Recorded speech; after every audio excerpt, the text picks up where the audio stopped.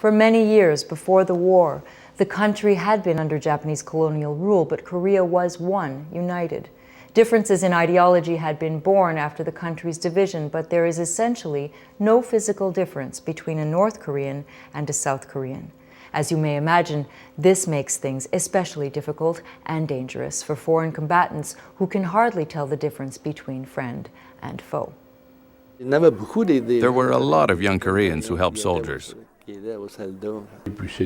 And it was all young people, 14 or 15-year-olds, or even younger. We had a Korean houseboy who looked after our tent all the while we were there pretty well. His family was down Seoul. We all paid him a little bit every week, and he'd take his money and go home to look after his family. I think they gave them, I don't know how many wands, a couple of bucks a day. A buck a day for them was total euphoria, so they clamored to work for us. They did our laundry,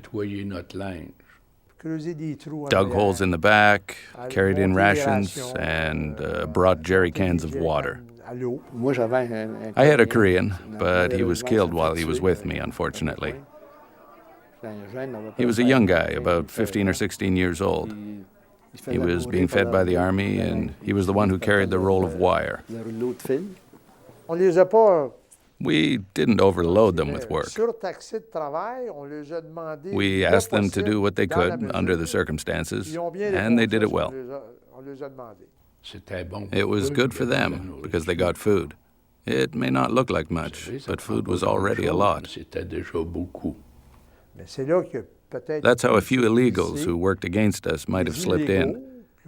There were some plans we made that the enemy had been warned about, and we assumed it wasn't our guys who told them. When you'd see somebody who was old enough to be in the army or in something connected with the army, but he wasn't, you'd wonder why. You'd wonder why he wasn't engaged in something to support the effort. He immediately became a suspect, even if he was a refugee. The others, what they called line crossers. These were the people who could do us harm. They crossed the lines as refugees, and then they were in a position to send information to the other side. If you're North Korean, South Korean, there's no difference in them. Some of the South Koreans, what we thought were South Koreans, were soldiers by day, or farmers by day, soldiers by night. But they were North Koreans. Walking up the road, all of a sudden a guy'd bend over and...